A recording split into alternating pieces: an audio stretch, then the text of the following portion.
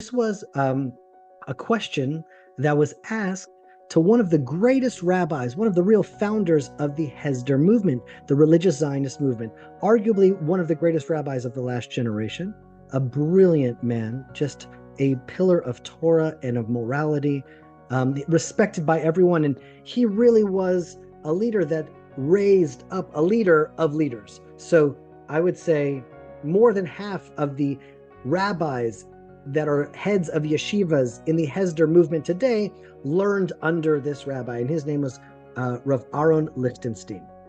And one of his students was in the army, and he was working on a tank, and he's fixing something, and something, I don't know, he's doing tank. I never worked on a tank before, but I imagine that it's not easy.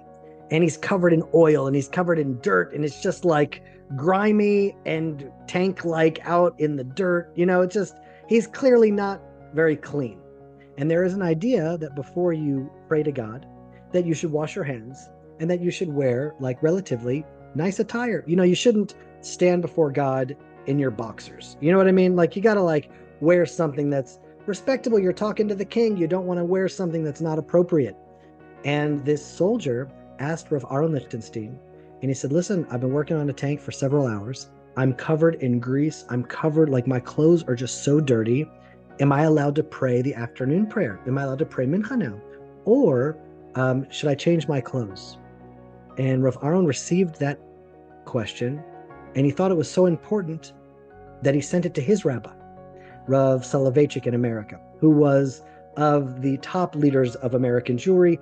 And Rav Soloveitchik answered back saying, those clothes that you're wearing, those are holy garments. Those are bigdei kedusha. Those are like the garments of the priest. You don't need to take those clothes off. You're wearing the soldier's uniform of the army of Israel. Those are the holiest clothes you could be wearing. You pray with those, you're doing just fine. And I just loved that answer.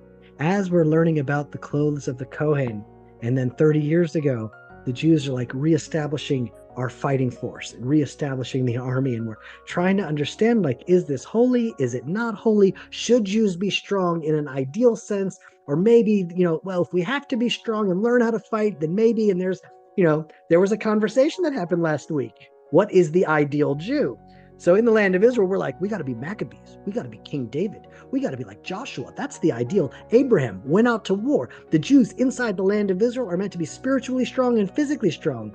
And then when I heard that story, one of the fathers of the Hesder movement, and then Rav Soloveitchik, one of the fathers of American Jewry, saying the uniform of the IDF, those are holy garments, just like the garments of a Kohen. You may be filled with grease. You can absolutely pray the afternoon prayers in those clothing.